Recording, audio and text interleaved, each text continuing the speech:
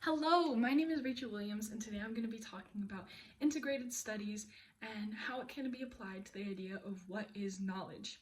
Now, integrated studies teaches us to use the information that we know and examine it and look at all our available options to then form our own opinion and our own understanding of a topic.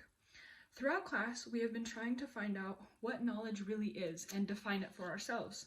Google defines knowledge as facts, informations, and skills acquired by a person through experiences or information. Now, although this is a good definition of what knowledge is, I believe knowledge is learned over time. And it's not just knowing, but understanding a topic as well. In the first reading, 5 Minds of the Future by Howard Gardner, we talk about the 5 minds people need to succeed in the future. The first being a disciplined mind. This mind is simple and it just makes well-informed decisions. The second mind is a synthesized mind. It takes the information and then reflects on the information and then organizes the information on how they personally need it. The third mind is a creating mind. A creating mind is one that just is open to new ideas, is forming new ideas, and not just sticking to one belief, but also coming up with more. The fourth is going to be a respectful mind. A respectful mind is one that welcomes differences, welcomes people, and hearing out what they have to say and their opinions and why they might disagree. The fifth and last mind is an ethical mind. This goes beyond your own personal benefit. It's, helping others in what you learn and everything. The quote that stood out to me that really well explained this was on page 17, when Gardner said, "I have nothing against excellence, but at the end of the day, we do not need more of the best and brightest, but we need more of those who have good character." With the knowledge we learn, we need to share it with others. We see this really well done and executed in the play by Plato, Theaetetus. In the play, we have 2 main characters, Socrates and Theaetetus. Socrates being the teacher and Theaetetus being the student. Socrates asks Theaetetus what he thinks knowledge is.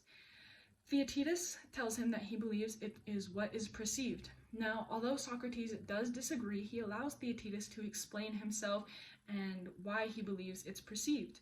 Socrates then explains to Theaetetus why he believes that he's wrong, Socrates even says on page 12, "I ask questions of others and have not the wit to answer them myself." This is him basically admitting he doesn't know what knowledge is, but he wants to hear what Theaetetus has to say. He continues saying, "Very just the reason is, the God compels me to be a midwife." Now, when he compares himself to a midwife, he's saying that he's not going to give Theaetetus the answers flat out, but have Theaetetus figure them out. He's going to ask him questions, let Theaetetus explain himself, as well as show Theaetetus the way without telling him. At the end of the book, with Theaetetus' help, Socrates says, "Knowledge is neither sensation nor the opinion, nor yet definition and explanation accompanying and added to the true opinion." This tells us that knowledge isn't just knowing facts. It's as well taking everything else into account.